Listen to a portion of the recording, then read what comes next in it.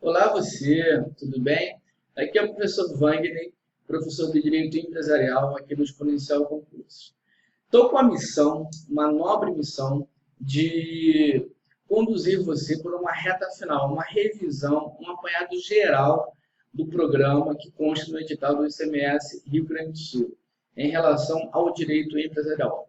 Nós vamos abordar nessa reta final, nessa véspera de prova, a prova no dia 2 de fevereiro, os principais pontos que poderão ser cobrados pelo examinador na prova, ok? Então, assim, com a nossa experiência, nós já temos aí cerca de 10 anos lecionando o direito empresarial, nós vamos tentar pontuar, percorrer o programa de direito empresarial, tentar identificar os pontos que poderão ser objeto de questão, ok?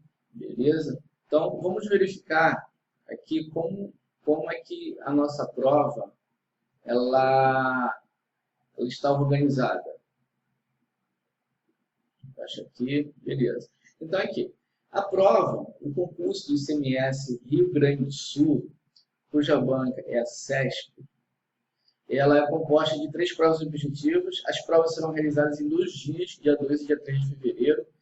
São 3 blocos de provas, né? A bloco 1, e tem duração de 5 horas, bloco 2 e 3 de 4 horas.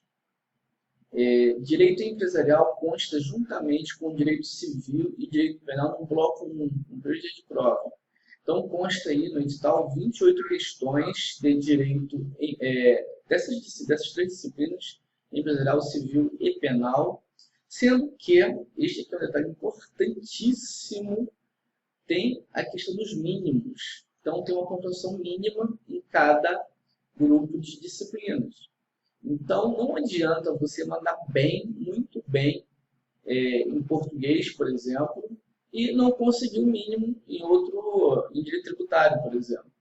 Então, eu já vi alguns colegas meus no ICMS do Rio de Janeiro, qual eu passei, e que tem, né, esse formato de prova com mínimos, vi muita gente com pontuação elevada, elevada mesmo, entre os primeiros colocados. No entanto, não foi aprovado por conta dos mínimos.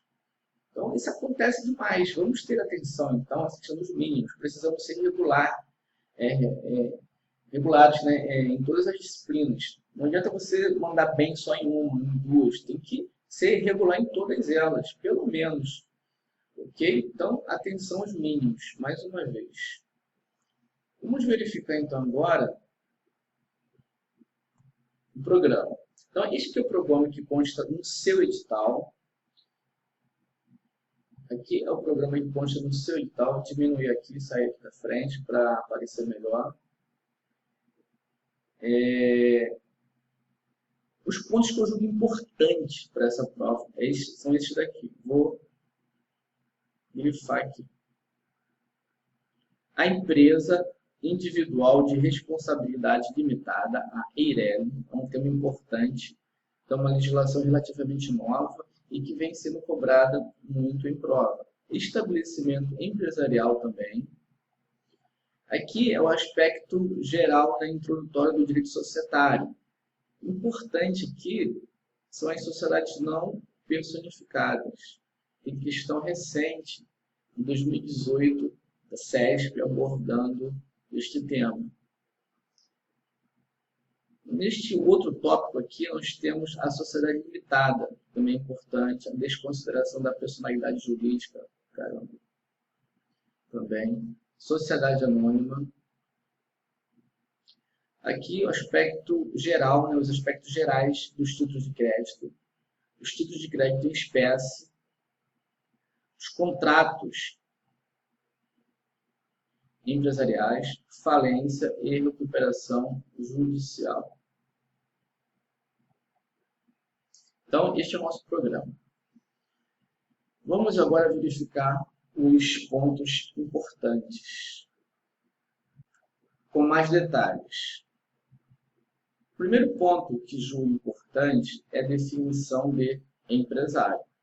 Então, o artigo 966 do Código Civil define que vem ser empresário. Considera-se empresário quem exerce profissionalmente atividade econômica organizada para a produção ou a circulação de bens ou de serviços. Então, aqui, nós temos positivada a chamada teoria da empresa. O legislador, no Código Civil de 2002, no artigo 966, positivou a chamada teoria da empresa. Então, aqui nós temos a definição de empresário e as características daquele que exerce a atividade empresarial. Então, nós não temos a definição da empresa, mas temos a definição do sujeito que exerce a atividade empresarial, do sujeito que está à frente da empresa. A empresa, ela é nada mais é do que a atividade empresarial. Então, para o indivíduo ser considerado empresário, ele tem que ter essas características. Vamos aqui embaixo que é melhor.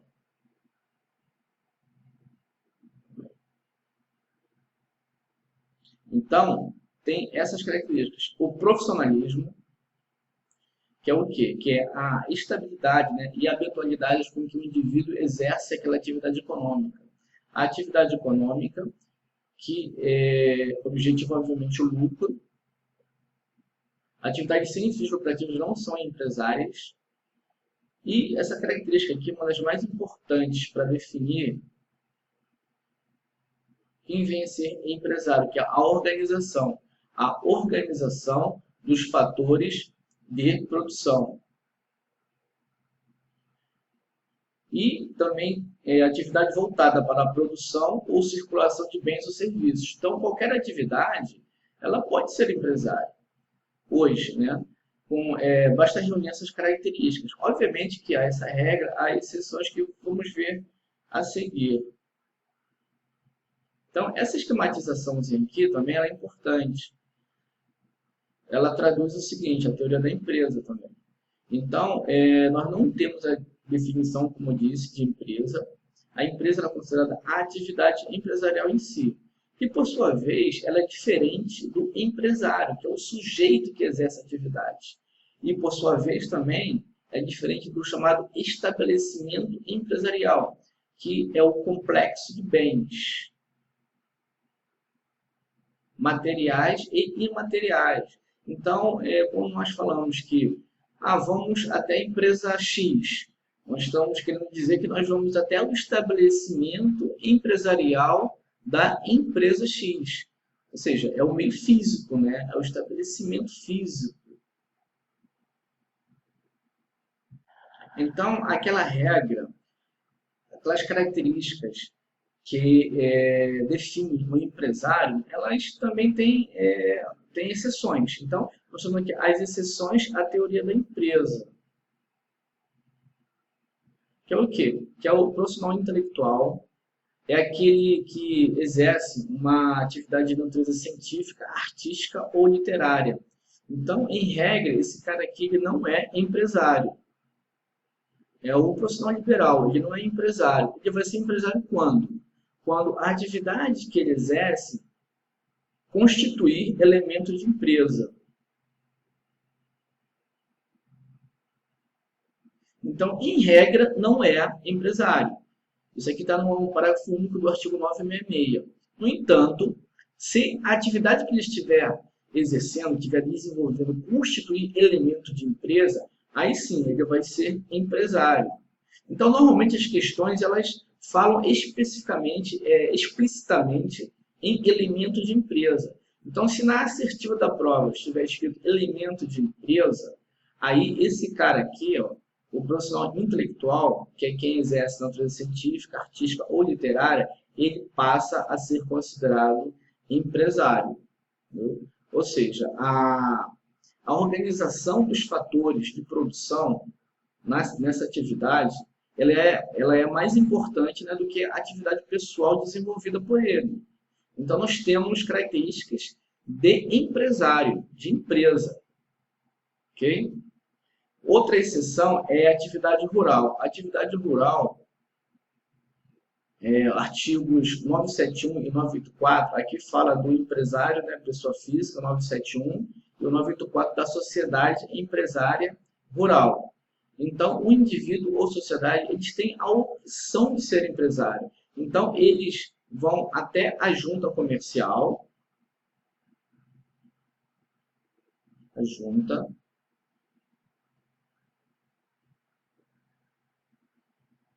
comercial, eles vão até a junta comercial e solicitam, né, fazem um requerimento para exercer atividade empresária. Então, com o registro na junta comercial, eles passam a ser empresários, estão sujeitos ao regime jurídico empresarial. Então, é uma opção. Então, isso seria também uma exceção à teoria da empresa, porque, independentemente das características que estão elencadas no artigo 966 do Código Civil, independente daquelas características, que é o profissionalismo, atividade econômica, a organização dos fatores de produção, independente daquilo ali, tá? Existindo ou não, eles têm a opção de serem empresários. Okay? Então, atividade rural também. Outra exceção diz respeito às sociedades cooperativas. Então, independentemente da forma como a atividade ela é exercida, tendo ou não características de empresa, independente disso daí, a sociedade cooperativa sempre será uma sociedade simples. Mais à frente a gente vai ver aqui essa classificação sobre sociedades, porque as sociedades elas podem ser simples ou empresárias. Então, qual é a atividade, qual é a sociedade que é simples? É aquela que não é empresária. Entendeu? Então, o Código Civil ele definiu as sociedades empresárias como sendo aquelas sociedades que têm atividade típica de empresário, ou seja, elas reúnem as características do artigo 966 do Código Civil.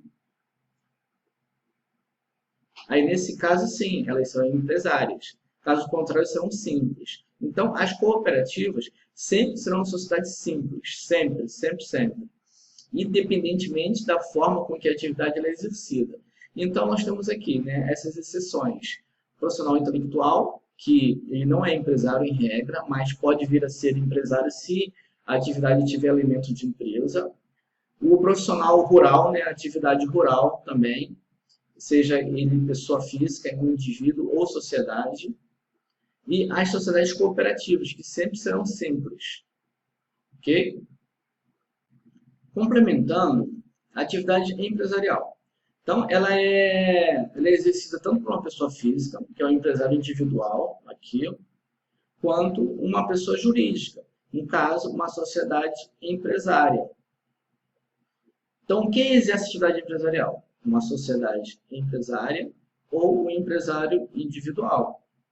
Outro ponto interessante é o seguinte: quem pode exercer atividade empresarial? Algum requisito legal? Sim, o artigo 972 ele fala sobre a capacidade civil. Então, quem pode exercer atividade empresarial? É aquele que está em pleno gozo da atividade civil e não for legalmente impedido, não tiver nenhuma restrição legal para exercer a atividade. Então, nós temos aqui capacidade civil, né? A pessoa tem que ser civilmente capaz. Então, hoje, porque o Código Civil, com relação à capacidade civil, teve uma mudança recente, né, em 2015, por conta do Estatuto da Pessoa com Deficiência. Então, atualmente, quem é absolutamente incapaz? Somente o menor de 16 anos. Tá? Relativamente incapaz, 16 a 18 anos. Então, esses aqui são os aspectos relacionados à idade. Com relação às características das pessoas, os ébrios habituais, os viciados em tóxicos, os pródigos, aquele que não puder exprimir sua vontade por causa transitória ou permanente. Então, esses indivíduos aqui são relativamente incapazes. Ok? Então, a regra é o quê? que o empresário ele deve ter capacidade civil. Tá? Tem as exceções, no entanto, né, como toda regra, há exceções. A exceção é o seguinte: mediante autorização judicial, após a análise das circunstâncias e dos riscos, então haverá uma autorização judicial após análise. Então nós temos duas situações: o incapaz, com autorização judicial, ele vai ser representado ou assistido.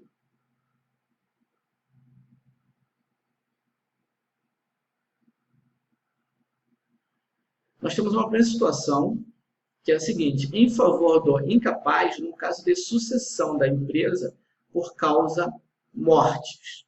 Então, a empresa, né, ele vai suceder, né, ele vai suceder a empresa, só que ele não tem capacidade civil. Então, nesse caso, tem que haver uma autorização judicial para que o incapaz, o incapaz, no caso de ele ser menor de 16 anos, absolutamente incapaz, ele será representado. Então, aqui ó, é o menor de 16 anos. Ele é representado. E o maior de 16,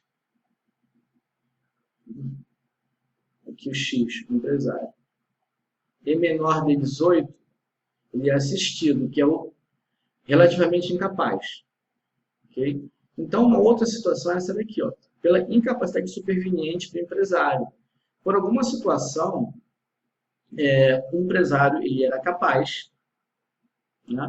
Uma situação, algum fato novo ocorreu que ele passou a ser incapaz. Então, nesse caso, ele precisa também de uma autorização judicial, mediante autorização judicial após análise das circunstâncias e dos riscos. Então, tudo isso daqui é relacionado a um fato novo, seja em termos de sucessão da empresa, por causa morte, né, do titular da empresa, ou por conta de uma incapacidade superveniente do empresário. Este tema, inclusive, foi objeto da seguinte questão de 2018. 2018, nós tivemos aqui esta questão. Inclusive, ela até é um pouco polêmica. Vamos verificar aqui. Então, no concurso para a BIM, em 2018, tínhamos essa questão aqui. Ó. No que concerne os requisitos, impedimentos, direitos e deveres do empresário, aos atos de comércio e aos contratos de empresa, julgue o item subsecutivo. João, empresário e proprietário de uma loja de roupas, sofreu um acidente vascular cerebral, razão por que foi decretada a sua incapacidade civil. Assertivo. Nessa situação, o João poderá continuar na empresa, assistido ou representado pelos seus pais, mediante autorização judicial. Bem, essa questão aqui ela foi considerada correta. O examinador, a meu ver, deu mole. Deu mole porque ele se ateve, né, aos aspectos gerais mesmo. Não se ateve ali àquela mudança do Estatuto do Pessoa com Deficiência, né, que foi em 2015. Então, ele quis cobrar, né, ele almejou cobrar o conhecimento com relação à autorização judicial. Precisa realmente de uma autorização judicial. No caso, foi uma situação superveniente. Ele era capaz, o João era capaz, por conta de um acidente vascular cerebral, passou a ter incapacidade civil, passou a ser incapaz civilmente. Então, nesse caso, obviamente, precisa de uma autorização judicial.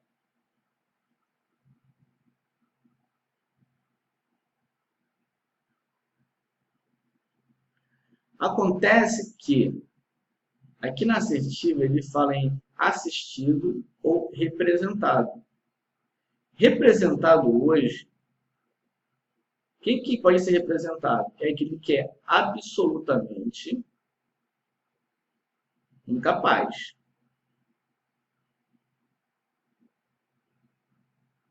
O relativamente incapaz, RI, relativamente incapaz, ele é assistido. O absolutamente incapaz, ele é representado. Logo, João não poderia ser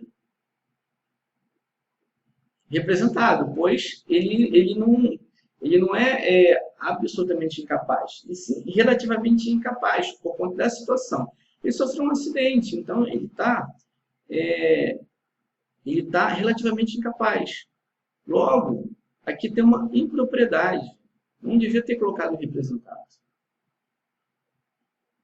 O artigo 974 do Código Civil ele fala: poderá o incapaz, por meio de representante ou devidamente assistido, ou seja, ele cobrou só esse conhecimento, ele praticamente fez um recorte-cola, representado ou devidamente assistido, continuar a empresa antes exercida por ele enquanto capaz, por seus pais ou pelo tutor da herança. Então, sim, ela deverá ser precedida de autorização judicial, obviamente, né? Aqui nós temos aquela esquematização que nós já comentamos.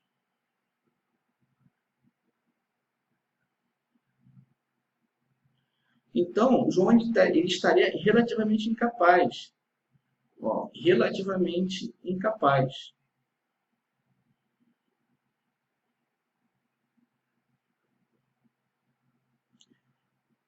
Então, foi uma impropriedade que o examinador cometeu, obviamente. A incapacidade é absoluta ou relativa. A absoluta ela tem a representação, a figura da representação. E a relativa ela tem a figura da assistência. No caso, João estaria inserido aqui, exprimir a sua vontade por causa transitória ou permanente. Então, em que pese a impropriedade com relação à representação do absolutamente incapaz, o gabarito foi considerado certo. Okay? Então, atenção, pessoal, atenção aí às provas, ao enunciado, a literalidade, né, com que é cobrado determinado ponto da nossa disciplina. Okay? Outro ponto importante para a nossa prova é a chamada EIRELI, Empresa Individual de Responsabilidade Limitada. Tema novo. É relativamente novo, né? De 2011, tá? Então vem sendo cobrado em prova. Essas são as características. É uma pessoa jurídica do direito privado. A inscrição dela é no registro competente, né? Ou ajuda comercial, registro público das empresas mercantis, ou no registro civil das pessoas jurídicas. Há uma certa divergência onde a EIRELI deve ser registrada. Então, o entendimento é que, se ela tiver natureza empresária, tem que ser na junta. Tá? Se não, no registro civil de pessoas jurídicas. Ok? Então, ela é constituída por uma única pessoa, titular de todo o capital social. Então, uma única pessoa à frente da atividade, né, que é dona, né, da atividade da EIRELI, né, titular de todo o capital social. Aqui havia uma polêmica, né, pessoa física ou jurídica. Hoje é pacificado que já tem instruções normativas dizendo que a pessoa jurídica também pode ser titular de EIRELI. Então, pessoa física ou jurídica. O capital social deve estar totalmente integralizado e não pode ser inferior a 100 salários mínimos vigentes. O nome empresarial é definido por firma ou denominação, mas é EIRELI. A gente vai ver mais à frente a definição de firma e denominação, tá? Nome empresarial. Então, firma ou denominação, mais a palavra, a expressão EIRELI. Ok? Então, a principal característica da EIRELI é com relação à responsabilidade. A responsabilidade na EIRELI é limitada ao seu patrimônio, né? Ao capital social. Então, é muito semelhante, similar à sociedade limitada. Havia um problema dos empresários individuais, onde o patrimônio pessoal do empresário individual se confunde com o patrimônio, né, da empresa, da atividade.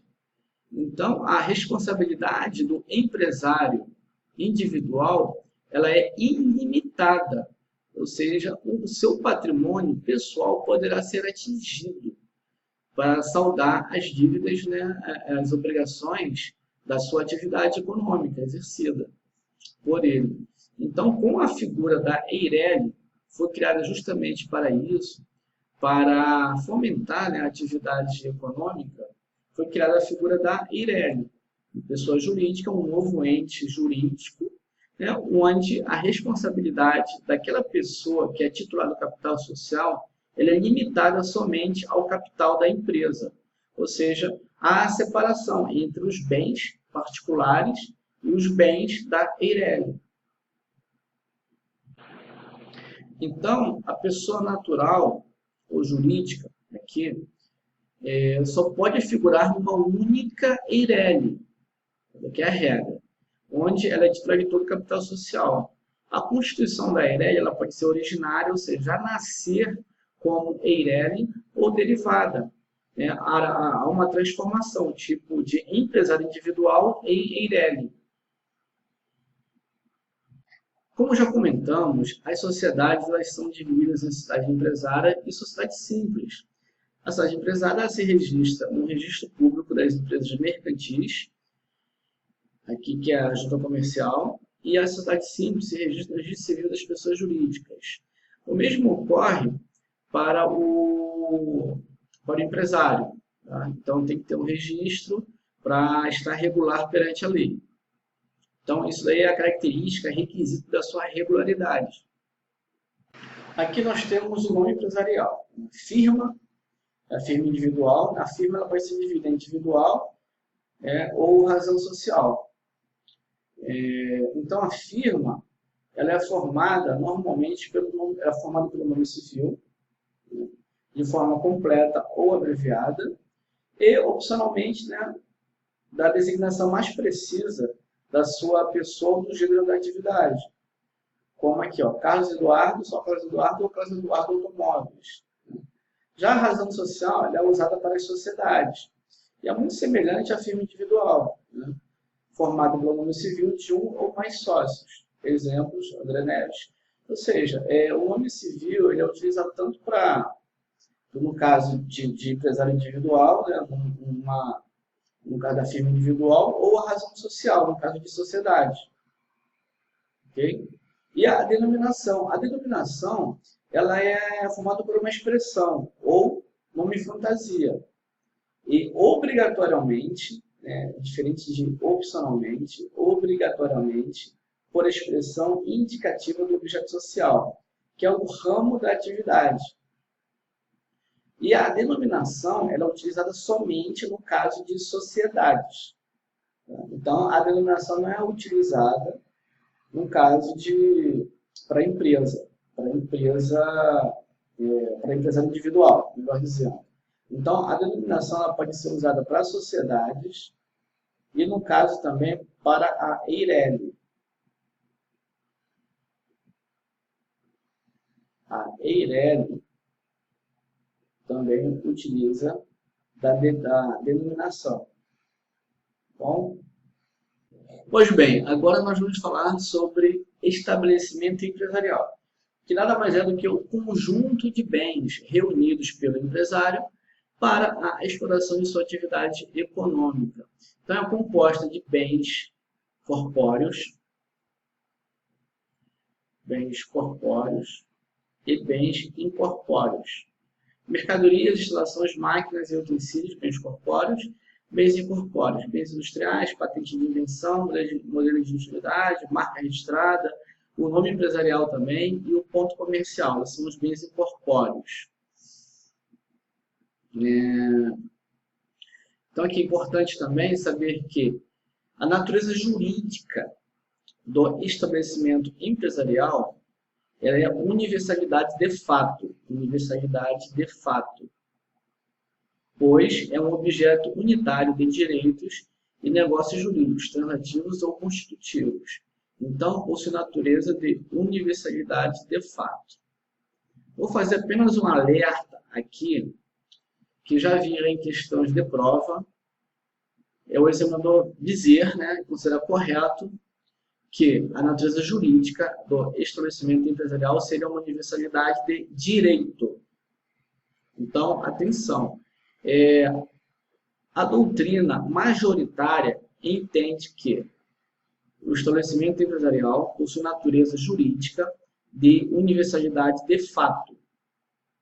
Porém, uma minoria entende que seria uma universalidade de direito. Tem que ter bastante atenção a este ponto, e na prova. No entanto, há questões da CESP que dizem que, assim, a CESP, né, se alinhando à doutrina majoritária, ou seja, considera-se que o estabelecimento empresarial é uma universalidade de fato. Okay? Então, aqui nós temos agora o trespasse. O trespasse nada mais é do que um contrato comercial entre vivos pelo qual a titularidade do estabelecimento empresarial é transferida. Então, o trespasse é a transferência da titularidade do estabelecimento empresarial. Ok? Trespasse. Também isso daqui é comum de cair em prova. Transferência do estabelecimento empresarial por meio de alienação, usufruto ou arrendamento. Então, neste caso, só produz efeitos perante terceiros após averbado na junta comercial, registro público das empresas mercantis e publicação oficial. Então, só produz efeitos perante terceiros após a publicidade, né? A publicidade dos atos. E tem validade, mesmo antes de averbado e publicado. Tem validade, mas só que só produz efeitos perante terceiros após a publicação. Aqui nós temos aqui o efeito da alienação, que vai depender do pagamento de todos os credores. Ou seja, o cara não pode, com o objetivo de fraudar credores, vender o seu estabelecimento empresarial, transferir o seu estabelecimento empresarial. Então, depende do pagamento de todos os credores ou do consentimento desses credores em 30 dias após notificados. Ou ainda do silêncio dos credores após 30 dias da notificação. Tudo isso, se somente se não restarem bens suficientes ao alienante. Ou seja, se ele vai vender por vender mesmo, de boa fé, e tem bens suficientes para saldar suas dívidas, seus credores, não há problema algum. Não precisa desse consentimento dos credores, ou do pagamento dos credores. Porque ele está agindo de boa fé, tem bens suficientes para pagar os seus débitos, saldar suas obrigações, logo não precisa desse consentimento. Okay? Mas, professor, e se houver débitos do estabelecimento, no caso de alienação, quem é que responde por esses débitos? O adquirente ou o alienante? Então, a regra é a seguinte, o adquirente responde pelos débitos, desde que estejam regularmente contabilizados. Né? No entanto, o alienante, né, o devedor original, primitivo, ele continua a responder solidariamente, já que a dívida é dele, ao adquirente, por 1 ano, contado da publicação do contrato de venda do estabelecimento pelos débitos vencidos. Né? Existem os 2 tipos de débitos. Os débitos que já estão vencidos na data da publicação do contrato de venda e os outros débitos, que são os vincendos, né? que ainda vão vencer. Logo, então, a solidariedade entre o alienante e o adquirente possui duração de 1 ano, seja a contar da data do vencimento com relação aos débitos ainda não vencidos ou da data da publicação do contrato de venda. Então, são 2 tipos de contagem de prazo. Quanto aos débitos já vencidos, ele é 1 ano. contado da data da aplicação do traspasse. Tá? E quanto aos outros débitos, que são os vencidos, ainda vão vencer 1 ano contado da data do seu vencimento. Ou seja, por exemplo, o cara ele aliena um estabelecimento hoje, né? Então, os débitos que já estão vencidos hoje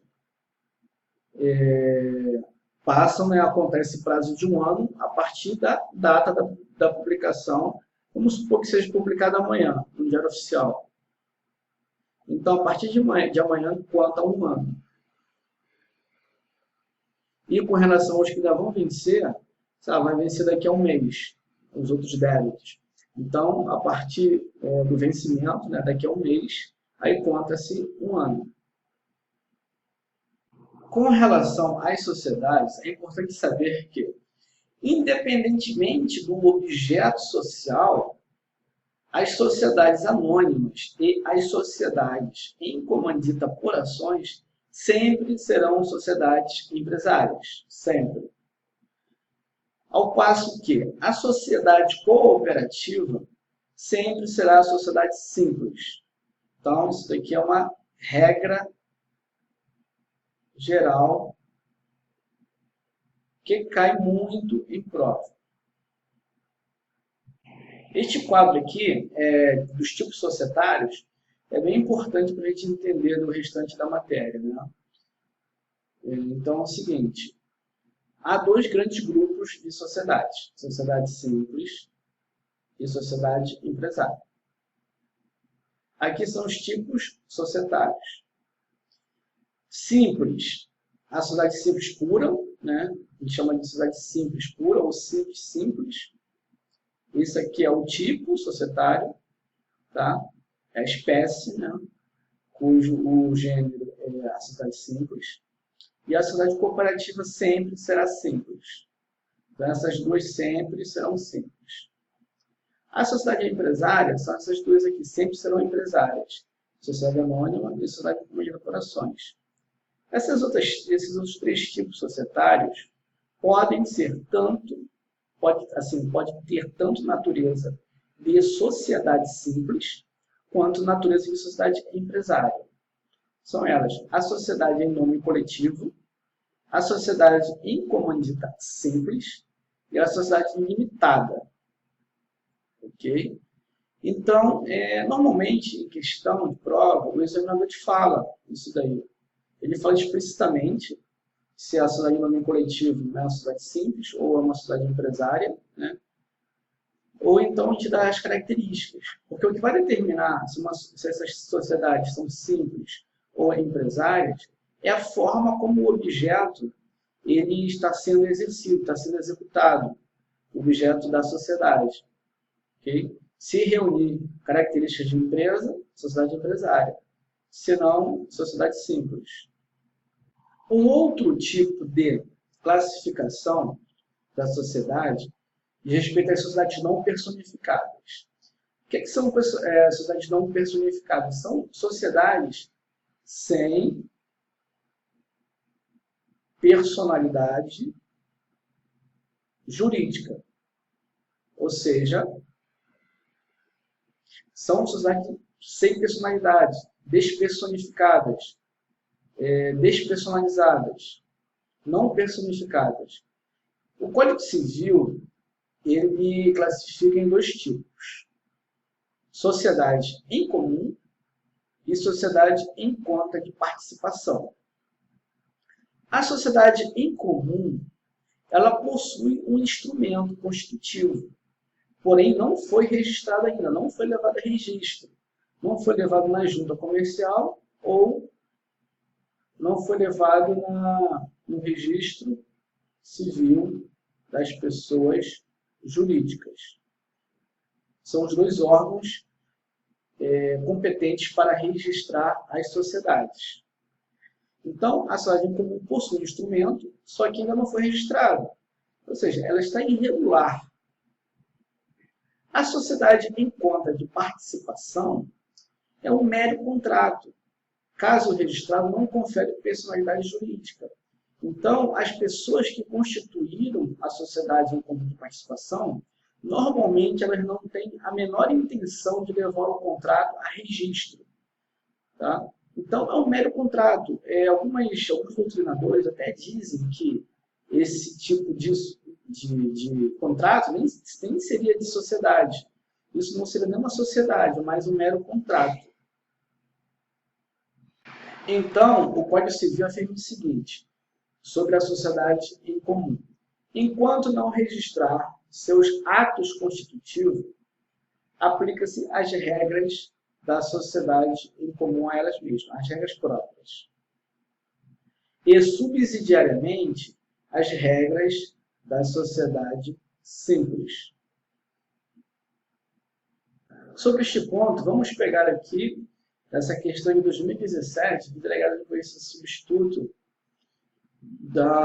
de Goiás. Então, aqui, a letra C,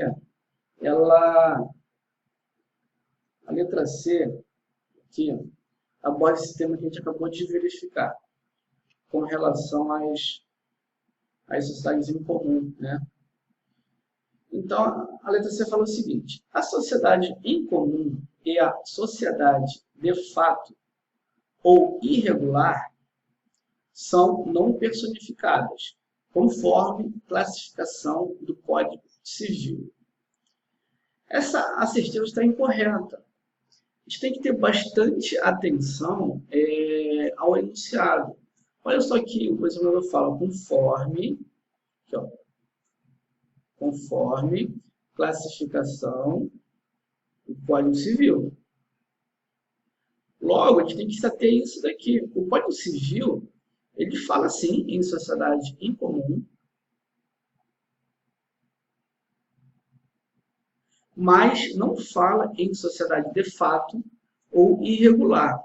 Essa classificação aqui, ela é doutrinária, é a doutrina que fala. Tá? Por conta disso, então, essa alternativa está incorreta. A sociedade de fato e a sociedade irregular são tipos societários, não são tipos societários formalmente falando, regularmente falando, mas é uma classificação doutrinária. O Código Civil, de 2002, quando classificou as sociedades, não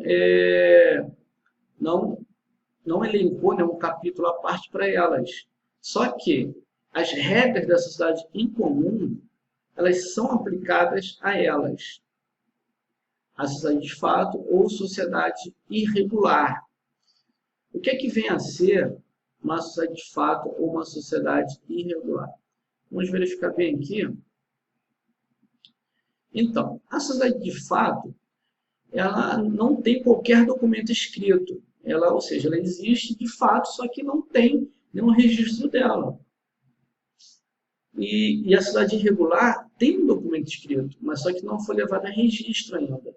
Isso acontece, por exemplo, quando a sociedade ela é constituída, há um documento escrito, só que os sócios, por algum motivo, né, tá na fase pré-operacional, enfim, algum problema, não levou ainda o documento, né, o ato constitutivo, ao registro. Então, ela se torna uma sociedade irregular. A sociedade, de fato, nem documento tem. Viu? Então, por isso, por conta do final da assertiva, né, que diz que, conforme classificação do Código Civil, esta assertiva C está incorreta. Né? O Código Civil classifica como sociedades não personificadas a sociedade em comum e a sociedade em conta de participação, que nós colocamos bem aqui assim, ó, mais acima. Aqui, ó. Sociedades não personificadas, conforme o Código Civil, sociedade em comum e sociedade em conta de participação. Verificando aqui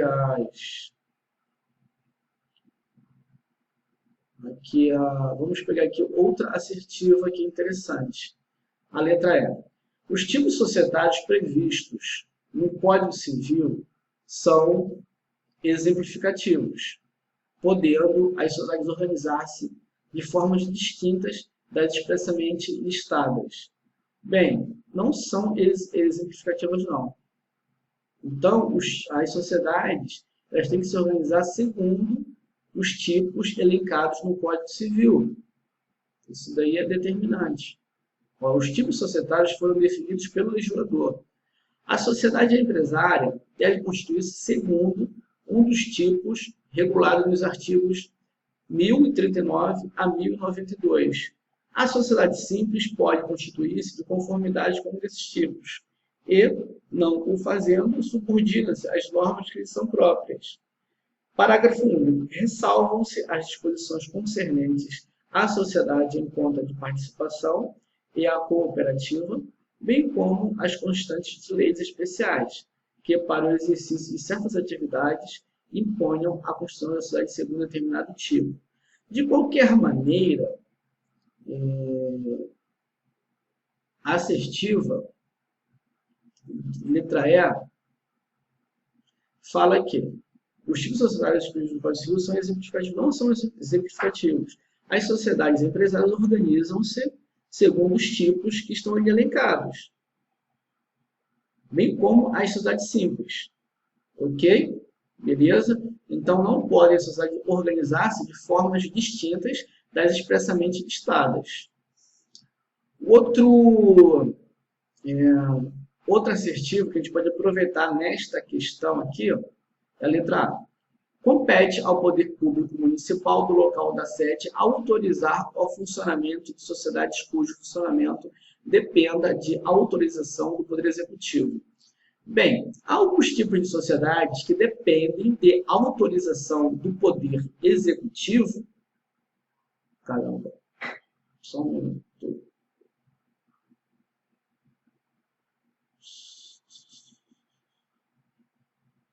Passou aqui.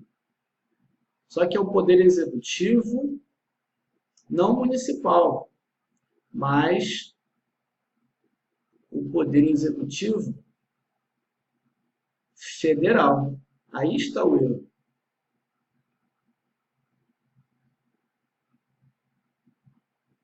Aqui a letra A.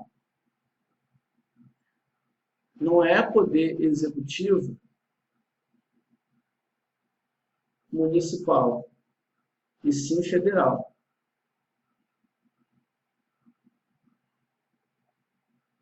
Esse tipo de sociedade dependente de autorização é de acordo, assim, existe, né, por conta de algumas atividades que elas são controladas pelo poder público. O artigo 1123 fala assim: a sociedade que dependa de autorização do Poder Executivo para funcionar reger-se-á por este título, sem prejuízo do disposto em lei especial. Aí vem o parágrafo único. A competência para autorização será sempre do Poder Executivo Federal. Ok? Mais especificamente, agora aqui sobre a sociedade simples e as sociedades em termos gerais, porque as regras da sociedade simples servem para os demais tipos societários. Então, tem uma regra que caiu recentemente em prova. As disposições contratuais que dizem respeito aos lucros e perdas não podem excluir, né, qualquer sócio de participar desses lucros e das perdas. Então, essa disposição em si, ela é nula. Veja bem, somente a disposição é nula. O contrato da sociedade não é nulo, e sim aquela disposição somente. Então, caiu em prova isso, que o contrato seria nulo. Na verdade, não é o contrato, e sim a disposição que é nula. Então, qualquer disposição contratual que diga, que exclua qualquer sócio de participar dos lucros e das perdas é nula. No entanto, isso não significa que não possa haver disposição contratual no sentido de de não ser igualitária, né? Da distribuição dos lucros e das perdas não ser igualitária. Então, pode haver que a distribuição de lucros seja não igualitária, desde que seja algo razoável e justificável. Então, neste caso, a disposição contratual ela é permitida, tá bom? Ainda continuando com essa questão, temos aqui a assertiva B. A assertiva B fala exatamente sobre anulação do contrato social, né? No caso de exclusão do sócio, né, da participação nos lucros e nas perdas. No caso, aqui a letra B, o examinador fala que todo contrato social da sociedade, ela seria, assim, todo contrato seria nulo. Na verdade, não, né? É apenas aquela estipulação contratual que exclua o sócio da participação nos lucros e nas perdas. É somente a disposição do contrato, aquele ponto específico que trata desse assunto. Todo contrato não pode ser anulado, tá bom? Por fim, nessa questão, tem aqui a questão do sócio remisso. O sócio remisso. A letra D fala o seguinte: o sócio remisso pode ser excluído da sociedade pelos demais, caso em que deve ser devolvido com os abatimentos cabíveis um montante com o qual tenha controle para a capital social. O sócio remisso é aquele que não integralizou, né, a sua cota conforme prometido. Então, aí ele se constitui em mora perante a sociedade, ele é notificado, obviamente, né, para ele integralizar a cota em até 30 dias, e ele não integralizando, aí tem algumas ações que os demais sócios podem tomar. O artigo 1058 do Código Civil fala isso, ó. Não integralizada a cota de sócio remisso, os outros sócios podem, sem prejuízo do disposto no artigo 1004, em seu parágrafo único, tomá-la para si ou transferi-la a terceiros, excluindo o primitivo titular, ou seja, o sócio remisso ele vai ser excluído, né? No caso dos demais sócios tomarem as cotas para si, né, ou transferi-las. Tomando para si as cotas, aí tem que modificar o contrato social, obviamente, né? E no caso de transferir para terceiros também, tem que modificar, né, que um terceiro vai estar entrando na sociedade. No caso também, em consequência, por conta de não constituir, né, enriquecimento ilícito, os demais sócios devem devolver o que houver pago, né, para o sócio remisso, deduzindo os juros da mora, as prestações estabelecidas no contrato, mais as despesas. Ok? Então aqui tem até uma figurinha que vai ilustrar legal isso daqui. Ó, as cotas do sócio remisso, qual o destino delas? Os demais sócios podem tomar para si ou podem transferir para terceiros. Em qualquer caso, há uma redução do capital e exclusão do sócio remisso. Ok? A responsabilidade da sociedade limitada, dos sócios, né, da sociedade limitada. Então, a responsabilidade dos sócios da sociedade limitada ela é restrita, ela é limitada ao valor das suas cotas. Então, a responsabilidade dos sócios ela é restrita, né, ao que ele comprometeu a integralizar. Ele é restrita à sua cota. Tá?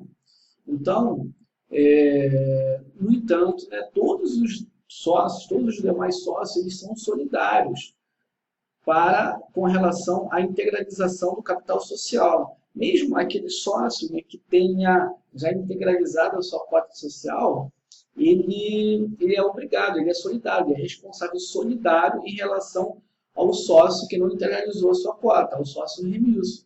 Então, por mais que a responsabilidade do sócio seja restrita à sua cota, todos os sócios são solidários por conta da integralização do capital social. Okay? Também os sócios eles são responsáveis pela exata estimação dos bens, né? Porque pode haver, né, que determinado sócio ele tenha integralizado sua cota, né, no capital social com bens.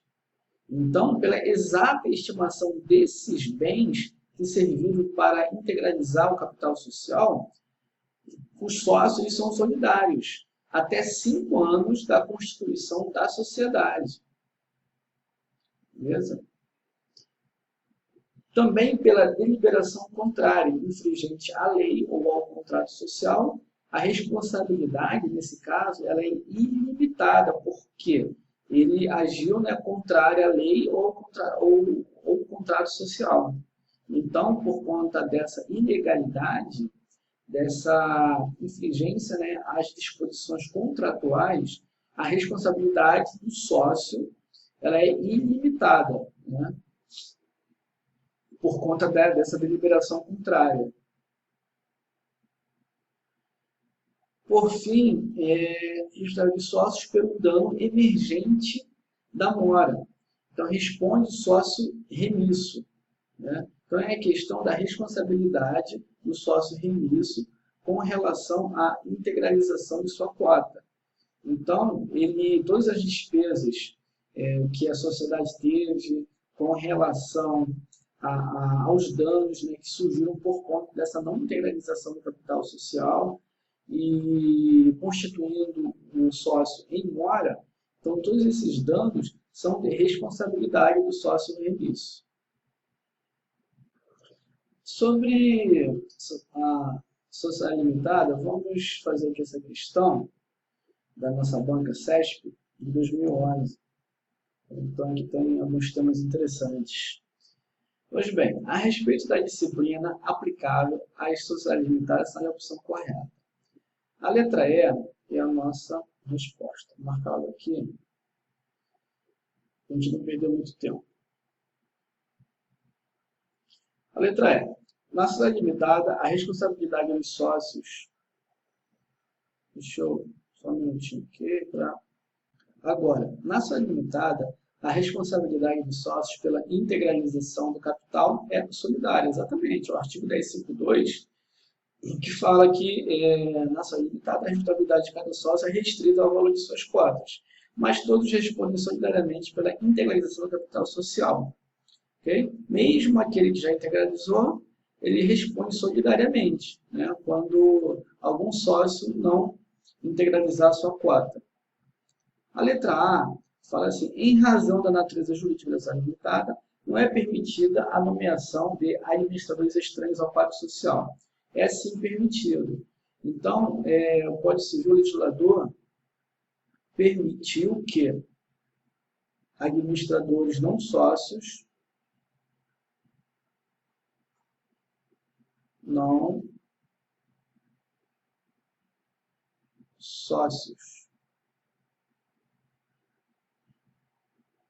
participassem da administração da sociedade. Okay? Então, aqui está o erro. A quebra da affectio societatis não é razão suficiente para excluir o sócio da sociedade limitada, haja vista a natureza desse tipo de sociedade. Bem, affectio societatis. Affectio societatis é uma expressão em latim que significa que é o ânimo de... É a vontade, né? É a vontade de constituir uma sociedade, de estar em sociedade. Né? Então, é affectio societatis. É aquela vontade que os sócios têm de constituir juntos, né, uma sociedade com um objetivo em comum. Então, essa é a affectio societatis. Então, normalmente, uma sociedade, os sócios eles têm objetivos em comuns, né? Eles, digamos assim, se dão bem e têm uma relação próxima entre eles. Normalmente é isso. Então, a quebra dessa affectio societatis não seria uma razão suficiente para excluir o sócio da sociedade limitada. Isso aqui está certo ou está errado? Vamos ver aqui. Vamos acompanhar. O gabarito oficial, de fato, é este, né? Só que esse entendimento ele já vem mudando ao longo do tempo. Inclusive, tem até enunciados, né, doutrinários do Conselho da Justiça Federal que fala o seguinte: a quebra do afeto de sociedades não é causa para a exclusão do sócio minoritário, mas apenas para a dissolução parcial da sociedade. Então, o entendimento da quebra da afeto de sociedade é um motivo suficiente para a exclusão do sócio da sociedade limitada.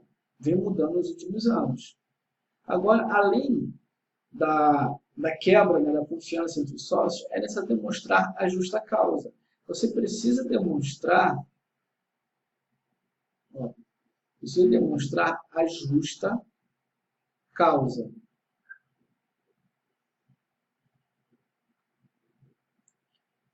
Tem aqui um julgado, né, do STJ que fala o seguinte: a turma negou provimento ao recurso especial por entender que, no período de dissolução parcial de sociedade por cotas de responsabilidade limitada, a alegação de quebra da afeto de sociedade não é suficiente para a exclusão do sócio, certo? De acordo com o administrador, deve ser mostrada a justa causa, ou seja, os motivos que ocasionaram essa quebra, comprovando o seu inadimplemento do dever de colaboração social e especificando seus atos que teriam prejudicado a consecução do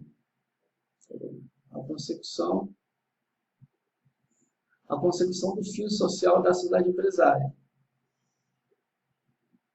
Então, o que acontece? É preciso, hoje em dia, além da quebra da afeto de sociedade, a demonstração da justa causa. Então, demonstrando essa justa causa, você tem um caso de dissolução parcial da sociedade, onde aquele sócio ele é excluído por cometer, né, algum ato que coloque em risco, algum ato grave, né, que coloque em risco a continuidade da sociedade. Então, esse sócio ele é excluído da sociedade. Entendeu? Então, nós temos um caso de dissolução parcial da sociedade. Beleza? A letra C fala sobre a possibilidade, né, de penhora das cotas da sociedade limitada. Então, é permitido sim a penhora das cotas da sociedade limitada, né, e ela vai ser liquidada, né, para que seja saldada a dívida do credor, do sócio. Importante ressaltar que isso não significa que a penhora da cota, né, isso não significa que estranhos adentrem a sociedade, ingressem na sociedade. Né? Tem que haver a autorização dos demais sócios para que terceiros ingressem na sociedade. Então, uma coisa não tem relação com a outra. Há a penhora que é permitida, beleza, né, da cota do sócio, no entanto, isso não significa que quem, né, penhorou aquela cota daquele sócio, né, não significa que essa pessoa vai ingressar na sociedade. Okay? Então, o artigo 1026 fala sobre isso daí. O credor particular de sócio pode, na insuficiência de outros bens do devedor, fazer recair a execução sobre o que a este couber nos lucros da sociedade, ou na parte que ele tocar em liquidação. Beleza? Aqui a letra D, ela fala sobre... Vamos aqui voltar aqui na letra D. Em razão do caráter intuito personal da sociedade limitada, as cotas não podem ser cedidas, salvo se houver previsão contratual e autorização de todos os sócios. Intuito personal significa o quê? Uma sociedade de pessoas. Uma sociedade onde as características pessoais dos sócios elas são mais relevantes do que o capital. Então, em caráter do intuito personal da sociedade limitada, as cotas não podem ser cedidas. Ou seja, aquela questão da proteção, né, aos sócios, de vedar, né, de dificultar o ingresso de terceiros na sociedade. Então, as sociedades de pessoa, normalmente, elas dificultam ou vedam completamente a entrada de terceiros no quadro social da sociedade. Então, a relação pessoal entre os sócios ela é tão forte, né, tão extrema, assim que não é permitido o ingresso de pessoas estranhas. Então, as cotas não podem ser cedidas, salvo se houver previsão contratual e autorização de todos os sócios. Onde está o erro daí? Vamos ver aqui. Então, as cotas da sociedade limitada poderão ser cedidas, sim, para outros sócios ou para terceiros. No primeiro caso, não há necessidade de autorização dos demais sócios. No segundo caso, desde que não haja oposição de titulares de mais de um quarto do capital social. O artigo 1057 fala exatamente isso. Na omissão do contrato, o sócio pode ceder sua cota. A sociedade limitada, ela vai depender o quê? Assim, você não pode dizer categoricamente que ela é uma sociedade de pessoas, né, intuito personal. Categoricamente não, você vai ter que analisar o contrato social dela para verificar se há um caráter forte, né, em relação a essa relação pessoal entre os sócios, né, intuito personal ou não. Então, o artigo 1057 fala na omissão do contrato, o sócio pode ceder sua cota, total ou parcialmente, a quem seja sócio. Então, assim, na omissão do contrato, o artigo 1057 é chamado para regular a situação, independentemente de audiência dos outros, né? Ou seja, mas isso aí é uma cessão total ou parcial a quem seja sócio, né? Um sócio cedendo parcialmente ou totalmente a sua cota a outro sócio. Nesse caso, não vai depender do consentimento dos outros sócios.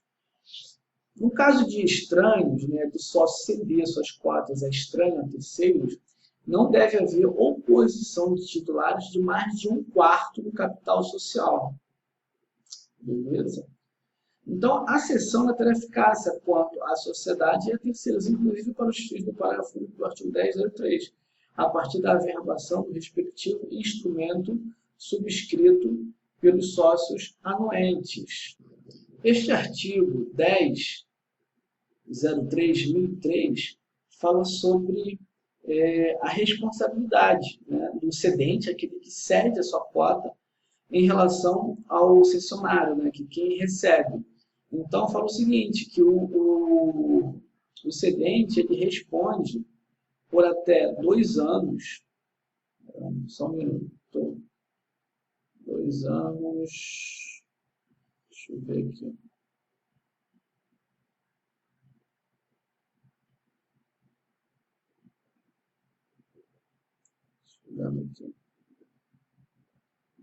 Então, ele responde por até 2 anos da averbação do contrato, né, da averbação dessa cessão de cotas, pelas suas obrigações que ele tinha, né, como sócio. Então, ele fica obrigado, solidário ainda, por 2 anos da averbação, né, dessa cessão. Ok? E, por fim, para encerrar essa primeira parte da nossa revisão de reta final, tem essa aqui, como eu estava dizendo, tem essa questão aqui recente, tá, de 2018, foi cobrada na ABIN. Trata da desconsideração da personalidade jurídica. Então, eu falo o seguinte. Julgue o item a seguir acerca da pessoa jurídica e desconsideração de sua personalidade, direitos da personalidade e a prova do fato jurídico, de acordo com a disposição do Código Civil.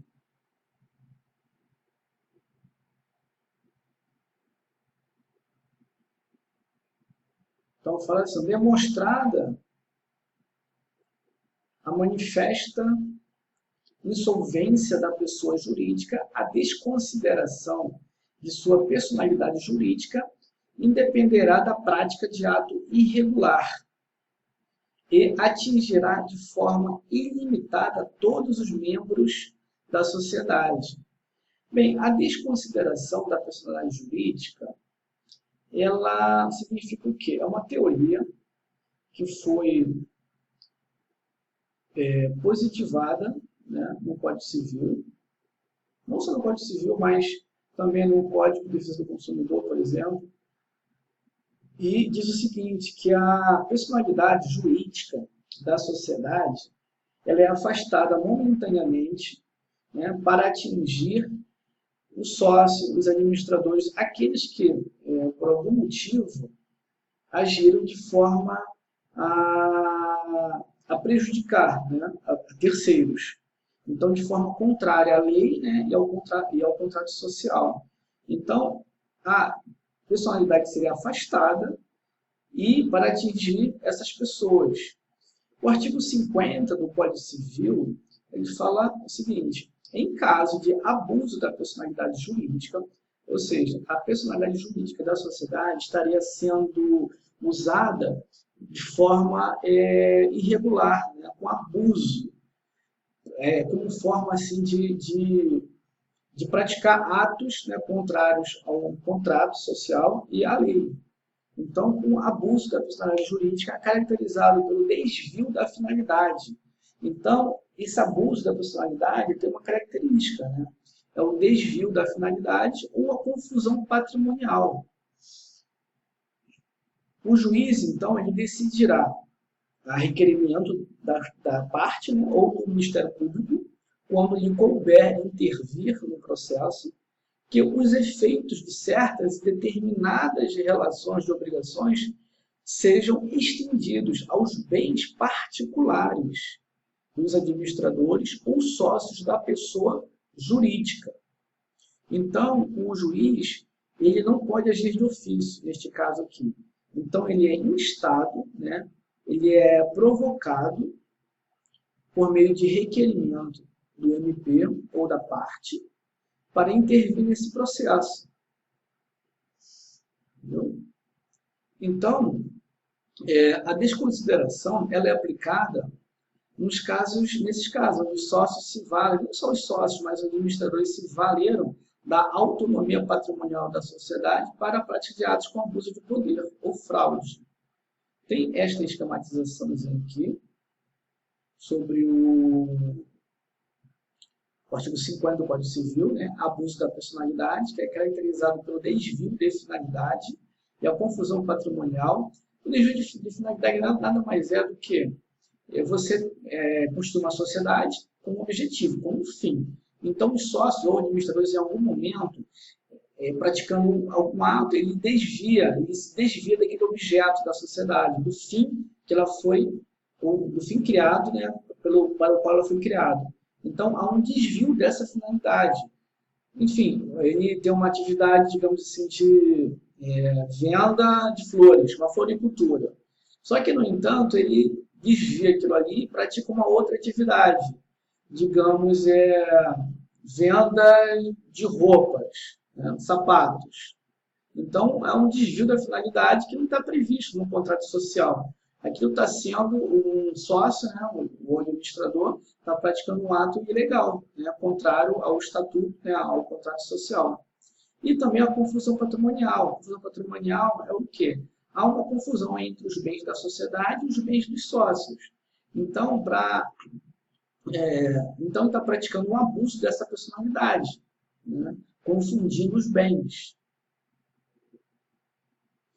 Então, há uma decisão judicial, a requerimento da parte ou do MP, e as obrigações são estendidas aos sócios ou administradores. Portanto, voltando aqui à questão, o erro, né, dessa assertiva é dizer que a desconsideração da personalidade jurídica não depende da prática de ato irregular, quando a gente verificou que sim, né? E vai atingir de forma ilimitada todos os sócios, acho que não seria algo justo, né? Imagine uma sociedade limitada com 10 sócios. 2 ou 3 praticam atos irregulares, né, que podem ser já desconsideração da personalidade jurídica. Seria justo os outros 7 sócios, que nada tem a ver com essas ações, serem prejudicados também, responderem de forma ilimitada? Não, né? Então, inclusive o enunciado 7 da jornada do direito civil fala exatamente isso. Falou o seguinte: só se aplica a desconsideração da personalidade jurídica quando houver a prática de ato irregular e limitadamente aos administradores ou sócios que nela hajam incorrido. Ok? Então é isso, pessoal. Aqui a gente chegou ao final, né, da primeira parte da nossa revisão de reta final para o ICMS do Rio Grande do Sul. Beleza? Fiquem com a gente, que temos uma segunda parte. Vamos falar ainda de sociedade anônima, vamos falar de operações societárias, vamos falar sobre falência, recuperação judicial, títulos de crédito, contratos mercantis. Então ainda tem bastante coisa nessa segunda parte. Beleza? Vamos junto!